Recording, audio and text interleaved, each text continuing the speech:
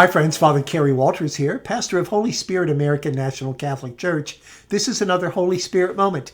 This one on why revenge is wrong. You would think that I wouldn't even have to say that, wouldn't you? Surely most people will agree that there is something psychologically and morally troubling about seeking revenge or vengeance. And yet, in our culture today, the suspicion is that there is something okay about revenge and maybe even obligatory. We hear, for example, expressions all the time, don't we? Like, revenge is sweet, or don't get mad, get even, or an especially diabolical one in my estimation, revenge is a dish best served cold.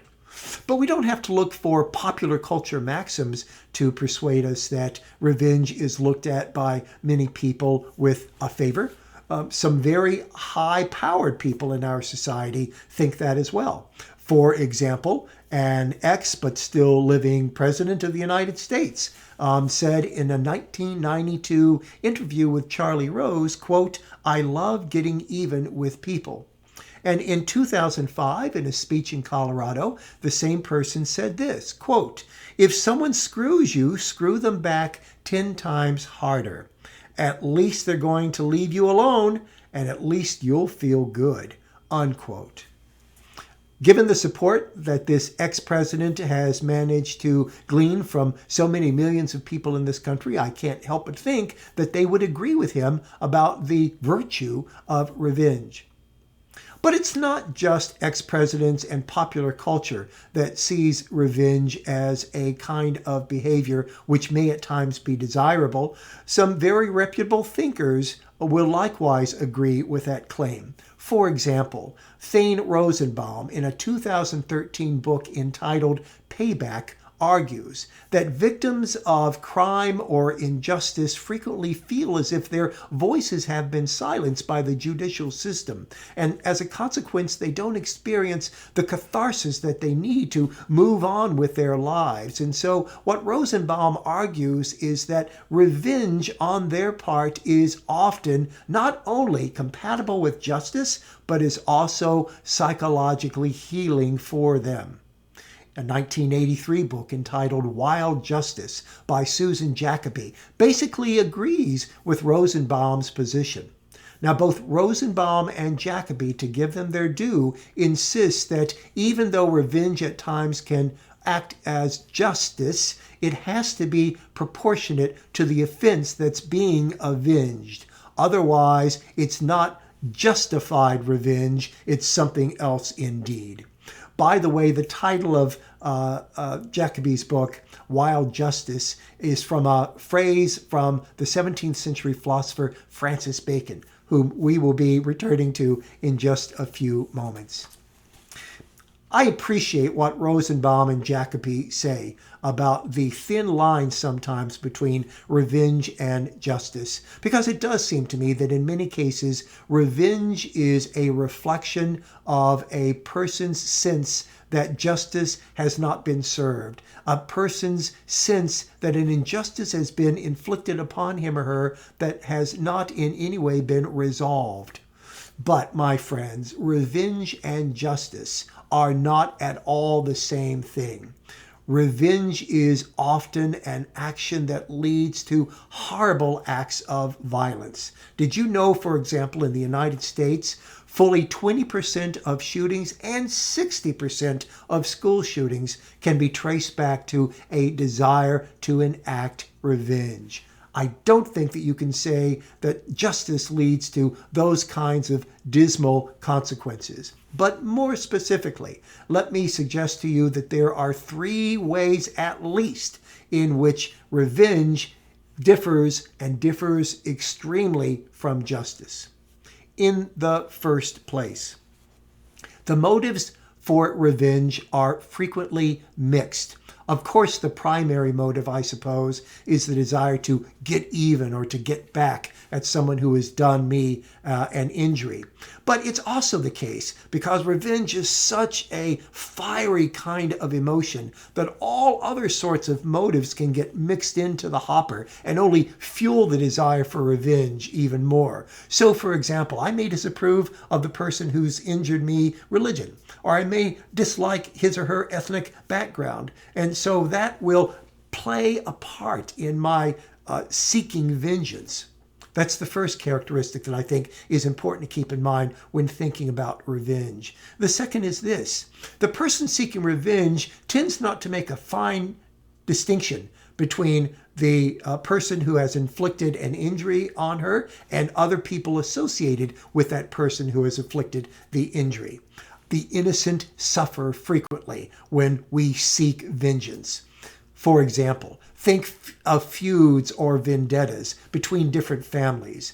They may have been sparked, they may have started by one person from one family directly injuring one person from the other family. But before long, given the heat of anger, all members of both families are fair game. The innocent, not just the guilty, get punished, get avenged, get inflicted with suffering when revenge is the motive.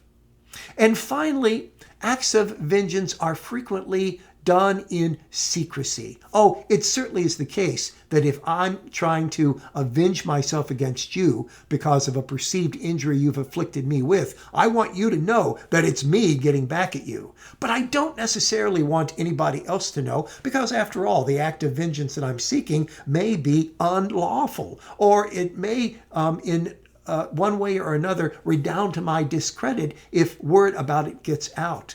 So acts of vengeance tend to be done under the cover, in the darkness of night, as it were. Moreover, acts of vengeance tend to escalate. They are vindictive. They are rarely satisfied with merely getting even in an proportionate kind of way. Instead, the violence just ratchets up and spreads intensely and broadly. What about justice? If that's what vengeance is, what about justice? Well, justice, although it can be flawed, I do not want to deny that for a second, generally strives, at any rate, to have an unmixed motive. And by that, what I mean is that all persons are equal under the law. If you are accused of a crime, you should be evaluated solely and exclusively on the grounds of the evidence for or against the charge that's been made against you. Your gender, your ethnicity, your religion, your background should not in any way play a role in determining your guilt or your innocence. The motive should be pure. That's the first qualification that seems to me to distinguish justice from vengeance.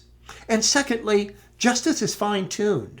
Unlike revenge, it doesn't scattergun. It seeks only to punish the guilty, not to harm the innocent. So if a person is considered to be guilty of a particular crime, that person's family is not going to be harmed. That person's friends are not going to be harmed, unless they're implicated, of course, in the crime. Justice has pure motive. Justice is narrowly focused. And justice acts publicly. Justice allows the world to see how it's proceeding in the case against someone who's been accused of a crime. There's no secrecy involved here. There's no slipping under the covers so that the world doesn't know what's going on.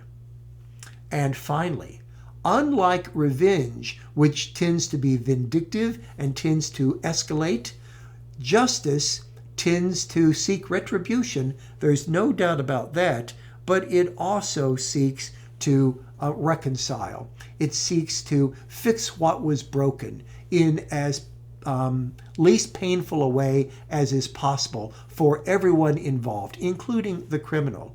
Justice wants to make sure that the victims' voices are heard, but it also wants to make sure that the rent which society has suffered as a consequence of the crime is somehow healed. So justice and vengeance really are two quite different things. Justice, at least in the abstract, is a good thing. Revenge is a very, very bad thing because of all of the reasons that I have given you. What about the claim, however, which you hear some people make, that even if revenge isn't morally justifiable, it's psychologically justifiable because it makes us feel good? That's, after all, what the ex-president said, yes, in his 2005 Colorado speech. At least revenge will make you feel good. No, not really. A lot of psychological studies have pointed out that when a person is contemplating seeking vengeance against someone who they believe have grieved them, they feel good. The same parts of their brain light up that would light up if they're eating chocolate. But if they actually enact vengeance upon a person, even if the act of vengeance is kind of petty and relatively harmless, they discover that they do not feel in any way satisfied. As a matter of fact, research shows us that the more we engage in acts of revenge, the more angry we become, which only makes sense. Yes, because we know that revenge tends to escalate, tends to build up. Sir Francis Bacon, the 17th century philosopher who I mentioned earlier, who coined the expression wild justice, said two things about revenge that I think is well worth keeping in mind. He said, first, that revenge offends against the law, that what revenge does is to pull the arm of law to such an extent that the arm breaks. And the second thing that he said about revenge is that it keeps the wounds green. It keeps us focused upon grievances, whether the grievances are actual or not, and forces us to stew on them. It won't let them go. And that, my friends, is certainly not feeling good, is it? So, my advice to the ex-president, my advice to the people who think that revenge is sweet and that we ought not to get mad but to get even, is to think twice. Because from a moral perspective and from a psychological perspective, I assure you, revenge is bad stuff. I'm Father Kerry Walters. This has been another Holy Spirit moment. If you are so inclined, I invite you to subscribe. At any rate, I'll see you next time. Bye-bye.